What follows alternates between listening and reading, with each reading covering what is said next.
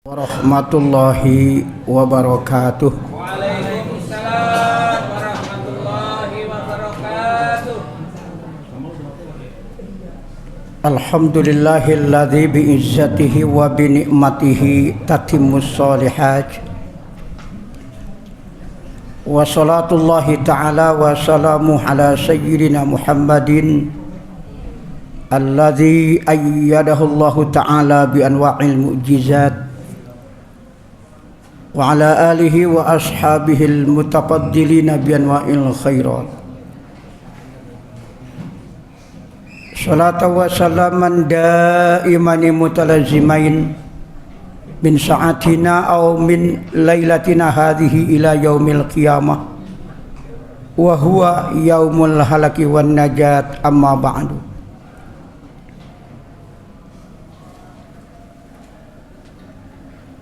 Fa'lamu ma'asyiral muslimin anna Allah subhanahu wa ta'ala jalla wa ala qala fi muhkami kitabih wa huwa asdaqul qailin. A'udzu billahi minasyaitonir rajim. Bismillahirrahmanirrahim. Wasari'u ila maghfiratin min rabbikum wa jannatin 'arduha as-samawati wal ardu 'iddat lil muttaqin. Wa qala Allah ta'ala fi ayatin ukhra, a'udzu billahi minasyaitonir rajim. Bismillahirrahmanirrahim. Ya ayyuhalladzina amanu taqullaha wal tanzur nafsum ma qaddamat lighad wattaqullaha innallaha khabirum bima ta'malun. Shadaqallahul azim.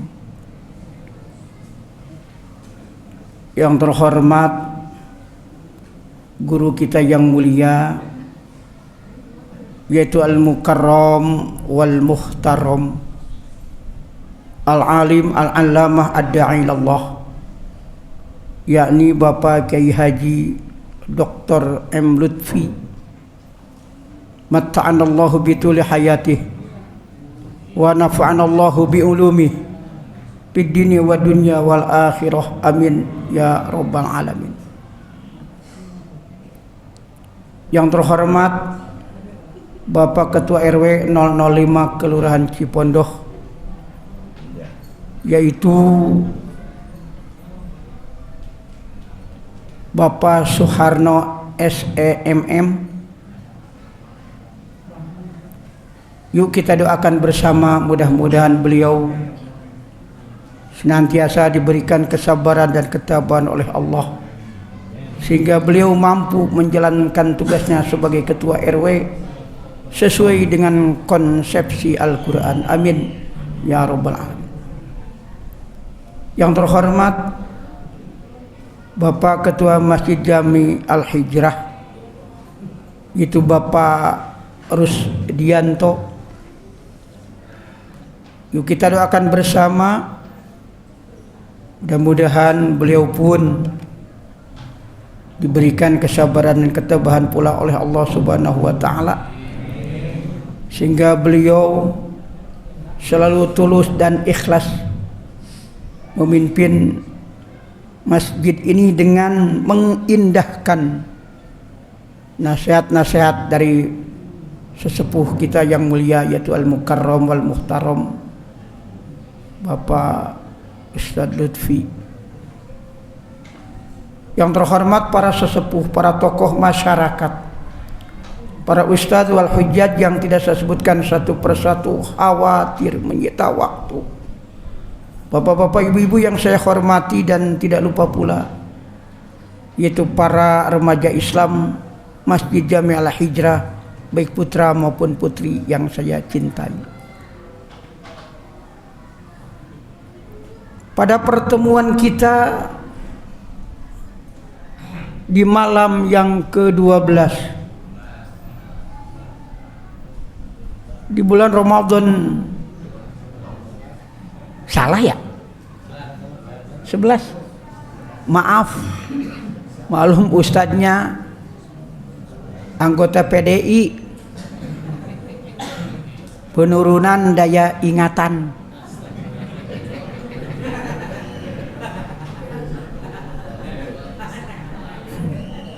Dan saya ini nggak bohong Pak, kalau dipercaya, saya ini anggota KPU. Hati-hati, saya ini anggota KPU, kepala penuh uban.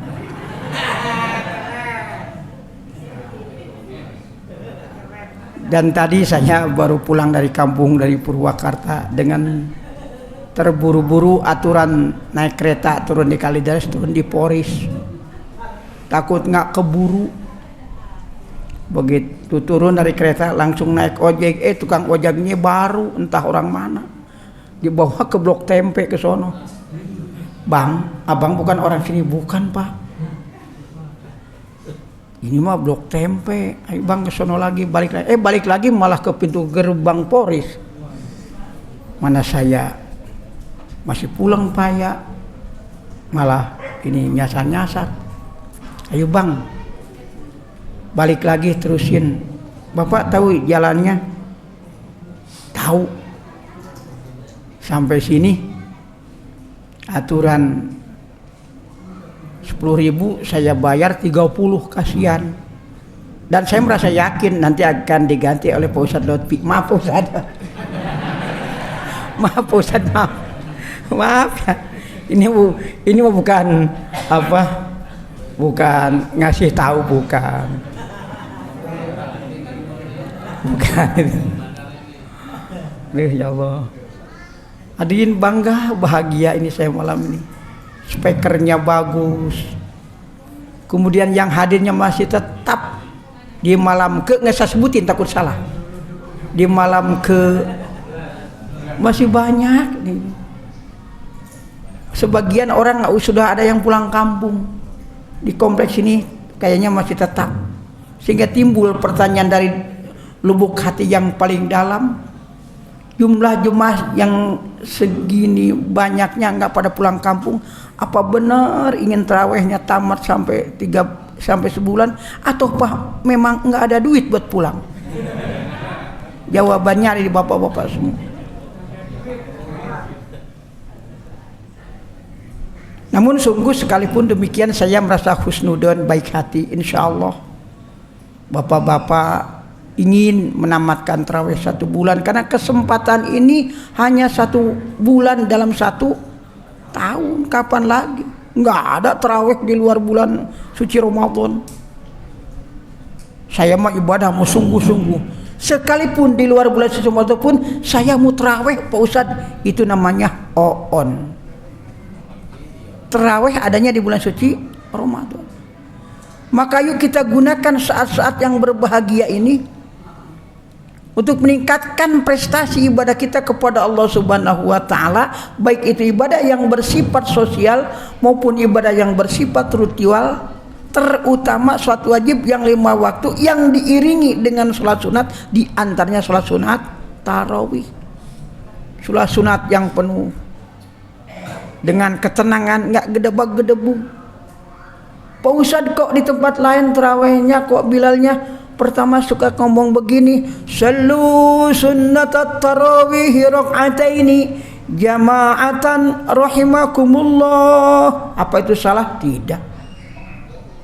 Apa itu artinya? Sallu, mari kita sholat.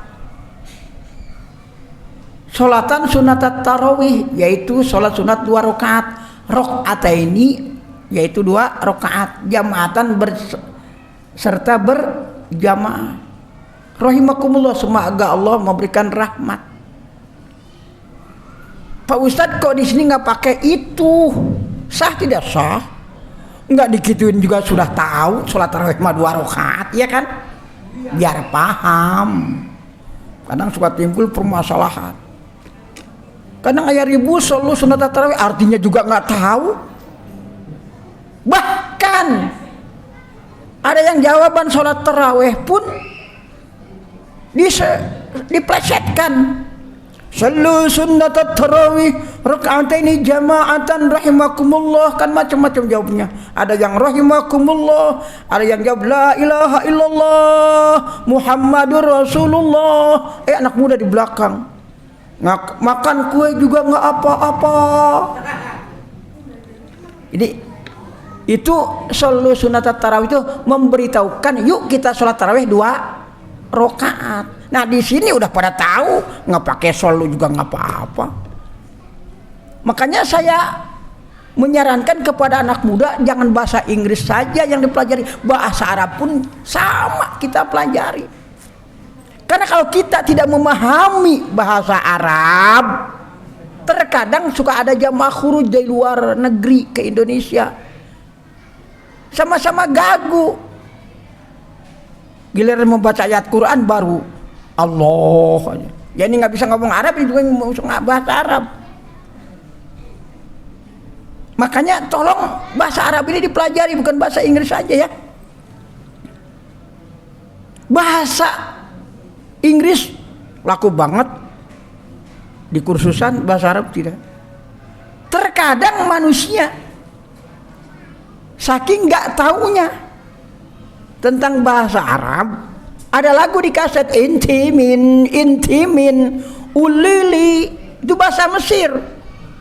Intimin asalnya man anti, siapakah engkau? Ulili, kalau Mesir ul, kalau saya gul lili, siapakah engkau, artinya begitu. Coba katakan kepadaku. Berhubung nggak tahu, lagi ngaji, lagi intimin anggapannya lagi ngaji. Allah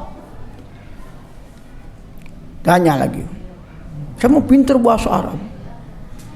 Benar. Apa bahasa Arabnya panci? Dia jawab aluminium. Ini bahasa kirata. Nah dengan demikian itu sekedar intermezzo aja.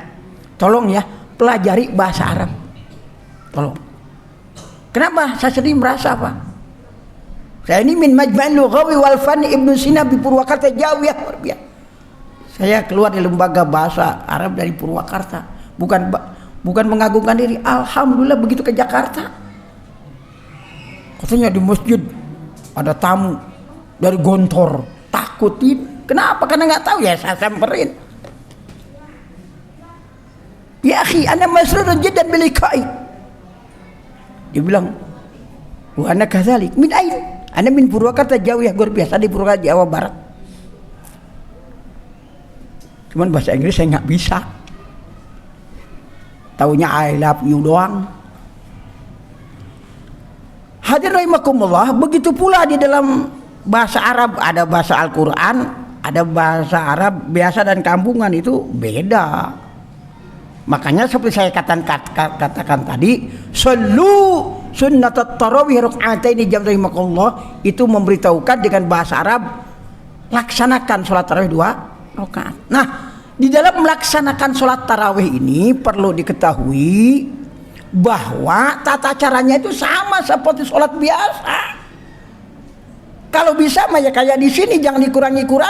Kadang-kadang tasbih 3 dijadikan 1.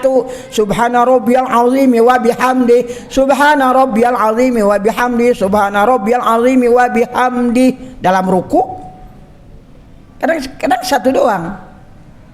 Biasanya 20 rakaat itu yang 1. Subhana rabbiyal azim wa bihamdi, Sami Allahu liman hamidah. Nggak apa-apa 1 juga, asar tartib. Ini banyak yang dikurangi. Kemudian serta takbiratul ihram, sholli sunnat tarawih raka'ataini ma'muli Allahu akbar, bismillahirrahmanirrahim, bilhamdulillahirabbil alamin, dan seterusnya. Itu doa iftitahnya mau dikemanain? Pakai minimal sampai wasilah sekurang-kurangnya Allahu akbar kabira walhamdulillahi katsira wa subhanallahi bukratan wa asla, minimal sampai situ. Ini mah enggak dibaca. Sunat ini tuh yang begituan tuh, kalau makan giliran mau ngambil ikan jangan. Sunat ini udah nasi doang. Kan kemanjakan doa iftitah enggak dibacakan. Kemudian bentuk doa iftitah itu bukan itu aja, boleh Allahumma ba'id baini ada. Cuman yang Allahu akbar kabiro sekurang-kurangnya sampai wasilah Allahu akbar kabiro walhamdulillahi katsira wa subhanallahi bukratan wa asila. Minimal sekurang-kurangnya. Jangan sampai enggak, sekalipun itu surat Hayat. Kemudian kembali ke masalah imam. Kurang lebih 6 tahun yang lalu saya pernah membahas masalah kriteria imam. Cuman ada yang sedikit tempo hari belum disampaikan. 6 tahun yang lalu kurang lebih. Jadi imam tarawih itu, imam sholat wajib itu ya nggak gegabah. Imam itu panutan yang harus diikuti. Termasuk doanya itu juga. Ketajaman dan tidaknya itu kan tergantung urusan bacaan dan akhlak dan sebagainya. Nggak sembarangan jadi imam itu. Kalau masih ada yang lebih bagus yang itu. Kalau misalkan bacanya Qurannya itu bagus, itu ini, ternyata kerjanya tukang gaplek, itu ini, jangan. Ustadz galak amat, bodoh amat. Ustadz nggak dibayar, emang saya kuli? Tidak. Bacaan imam itu hati-hati. Kriteria imam. Pertama berdasarkan kitab Bulughul Maram, aqra'uhum li kitabillah ta'ala. Dulu udah mungkin lupa kali. Saya yang menyampaikan masih ingat. 6 tahun yang lalu. Utamakan imam itu aqra'uhum li kitabillah ta'ala. Bacaan Qur'annya yang bagus. Pak Ustadz, bagaimana Masjid Al-Hijrah ini bagus, nggak ada yang jelek. Ini masalah kesempurnaan, bukan kesannya, kesempurnaan. Masjid Al-Hijrah ini bagus semua. Laki-lakinya ini. Siapa yang abdol nih, keabdolan ini? Siapa yang abdol? Apabila di dalam bacaan Qur'annya sama-sama rapi, maka utamakan. Yang hafalan hadisnya banyak, fikihnya bagus, mengetahui tentang tata cara jadi imam, tahu syarat dan rukunnya dan lain sebagainya. Itu bukan yang paling bagus bacaannya. Itu mah andai kata sama, andai kata ada yang lebih mbak di bidang Quran, itu yang abdol.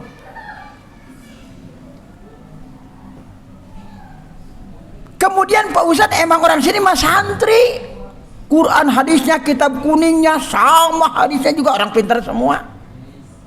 Siapa yang lebih abdol? Andai kata ternyata di samping Quran, hadis, ilmu alat, nahwu shorof dan lain sebagainya bagus, rata, fa'aqdamuhum hijrotan. Usahakan siapa yang pertama kali tinggal di wilayah sini. Tuh, tinggal di sini juga yang pertama itu utama. Itu pun kalau mempenuhi ilmu-ilmu yang lain. Sekalipun di sini duluan ya, kalau bacaannya beletak beletuk belenong ya, jangan, utamakan ilmu. Kemudian andai kata Pak Ustadz, Quran, hadis, ilmu yang lainnya, bahkan di sini juga bareng, namanya juga di perumahan, siapa yang lebih utama? Fa'aqdamuhum sinan wa fi riwayatin silman. Usahakan tuh umurnya yang lebih tua. Nah, bapak ini nih lebih tua, utama jadi imam. Kalau bacaan bapak bagus, lain sebagainya.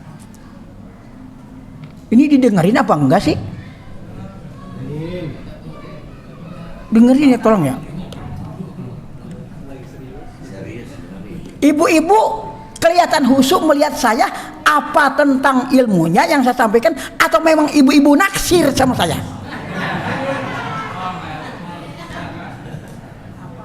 Maaf, takut timbul fitnah. Saya ini udah punya istri.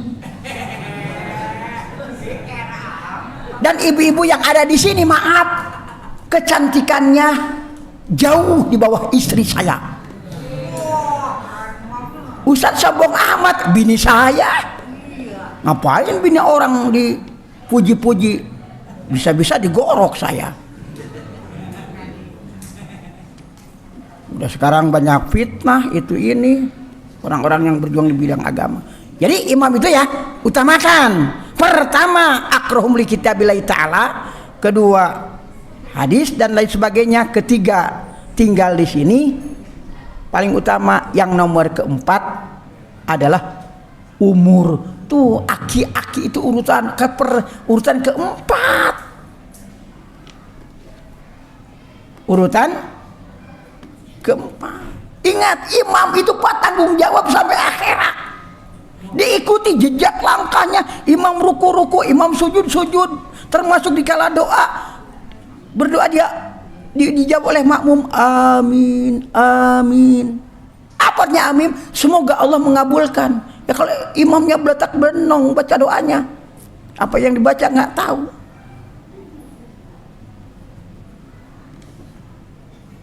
Yang bagus itu imam itu ngerti dengan artinya dan lain sebagainya begitu. Makanya saya timbul kekhawatiran di sini. Ustadz Lutfi umurnya nggak begitu jauh sama saya, umurnya nggak jauh, cuman tetap dia itu ada di bawah saya. Biar yakin, Ustadz Lutfi sekalipun sama-sama ada di bawah saya. Di bidang apa Pak Ustadz? Saya lebih unggul di bidang beliau, di bidang kegantengan. Jelas? Ayo ibu jawab. Saya dengan Ustadz Lutfi jawab, gantengan siapa?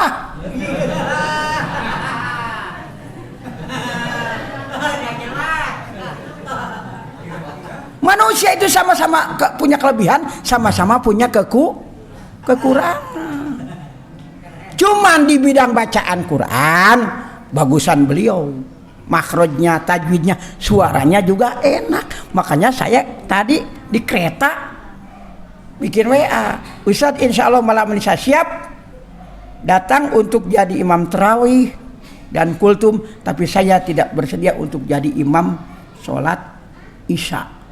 Begitu sampai ke sini, Ustadz udah dibaca WA dari saya belum? La ilaha illallah. Nge-WA-nya di Cikarang, ke sini belum dibaca. Emang ada apa Ustadz? Ntar Ustadz imam tarawih ya, imam isya, imam sholat wajib. Saya mau enggak, Ustadz bagus, bagusan Ustadz. Terus Pak Ustadz, bagaimana kalau ada kiai ini datang ke sini, ujug-ujug jadi imam, bagus tidak? Itu songong. Illa biidni sultan, terkecuali dengan izin sultan, dengan izin sesepuh. Kata Pak Ustadz Lutfi, saya mah tamu Pak, nggak apa-apa. Abdul, jangan nyelonong ke depan. Itu tamu, sekalipun sah songong, kecuali dengan izin sesepuh. Pak Ustadz, bagaimana di Masjid Al-Hijrah ini? Kok imam terkadang anak muda dijadikan imam, dijadikan Bilal itu ini? Jawabannya satu, yang penting biizni sultan, dengan izin ulama, dengan izin kiai, dengan izin raja. Sekalipun masih anak-anak muda disuruh imam, berarti Pak Ustadz Lutfi sudah bisa mengukur kemampuan muridnya. Boleh, nggak apa-apa, boleh. Saya ada yang tanya kan ya, Pak Ustadz di mana taraweh di Masjid Al-Hijrah? Oh, dia mah katanya orang Arab ya, ketuanya Pak Ustadz Lutfi. Bukan, iya orang Arab, orang Pekalongan katanya. Habib Lutfi kan? Saya bilang bukan, ya ada lagi, cuman suaranya bagus.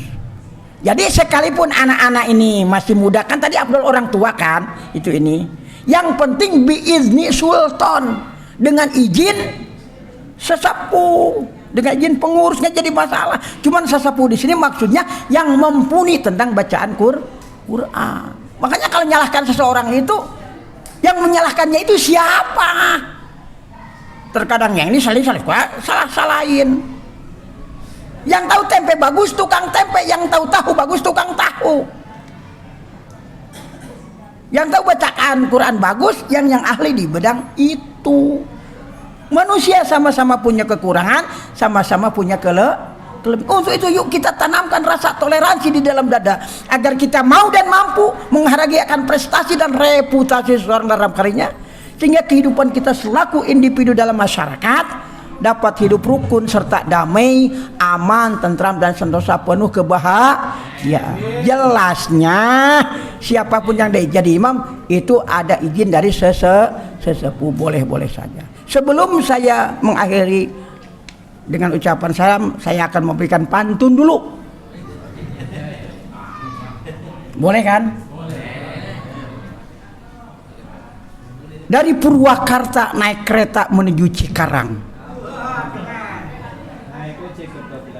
Jangan dulu. Dari Cikarang naik lagi ke Pos Duri. Dari ke Pos Duri aturan turun di Kalideres, saya turun di Poris. Langsung aja ke sini. Assalamualaikum warahmatullahi wabarakatuh.